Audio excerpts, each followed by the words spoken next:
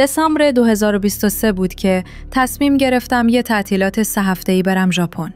خانوادم یه هتل نزدیک شهر کوهستانی و کوچیک کاگا آنسن توی غرب ژاپن دارن. یه مسافرخونه بزرگ و سنتی ژاپنی که بهش میگن ریکان. این ساختمون دقیقاً تو دل تپه و کنار رودخونه دایشوجی ساخته شده. منطقه‌ای که هتل توش قرار داره حداقل از 2000 سال پیش محل سکونت آدما بوده و یه مکان مقدس به حساب میاد. پدرم خیلی وقت پیش بهم گفته بود وقتی داشتن هتل رو میساختن کارگرا چند تا بلوک سنگی و ستون قدیمی اونجا پیدا کرده بودن. ظاهراً یه جور معبد یا زیارتگاه بوده که حوالی قرن 9 اونجا ساخته شده بوده. آخرین باری که توی اون هتل مونده بودم بیشتر از 15 سال پیش بود. واسه همین خیلی ذوق داشتم که دوباره تجربه موندن اونجا رو تکرار کنم. غیر از اون من عاشق اکتشافم. یاد حرفای بابام افتادم و گفتم برم یه گشتی دور و بر هتل تو جنگل بزنم. شاید چیزی از خرابه‌های باستانی که گفته بود پیدا کنم. به محض اینکه رسیدم به شهر نزدیک اونجا یعنی کانازاوا، یه ماشین کرایه کردم و روندم سمت هتل. حدود ساعت 8 شب رسیدم هتل. هتل توی دسامبر تقریباً متروکه بود. توریست‌ها معمولاً توی زمستون به این قسمت از ژاپن نمیان. هیچ کدوم از کارکنان هتل اونجا نبودن. فهمیدم که تنها آدم زنده اون هتلم. حس خیلی عجیبی بود. تنها بودن توی همچین ساختمونی، اونم وسط ناکجا آباد. یکی از کلیدها رو از پشت پیشخوان برداشتم، رفتم توی یکی از سویت‌ها و شب رو همونجا خوابیدم. روز بعد رفتم سمت جنگل پایین هتل. عمق برف زیاد بود.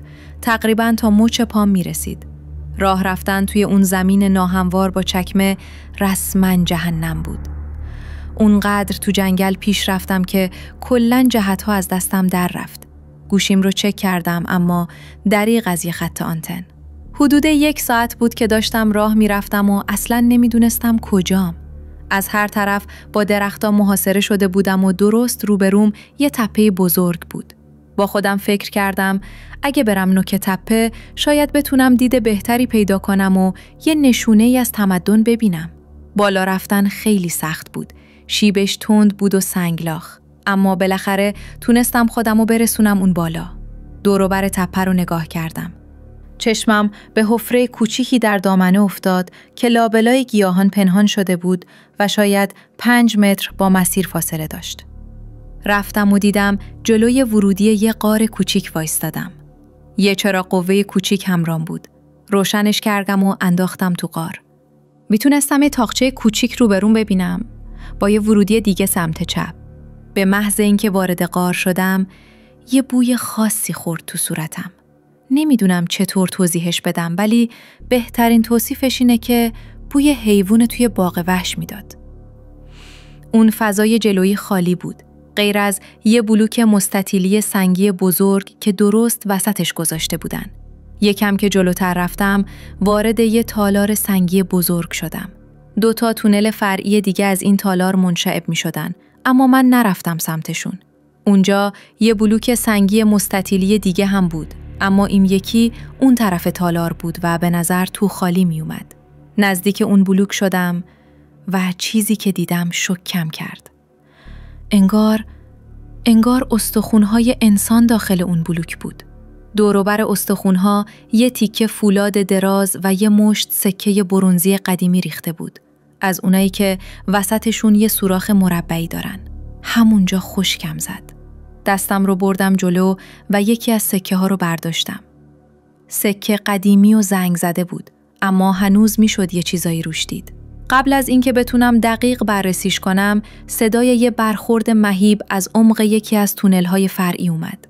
سریع چراغ قوام رو گرفتم سمت منبع صدا.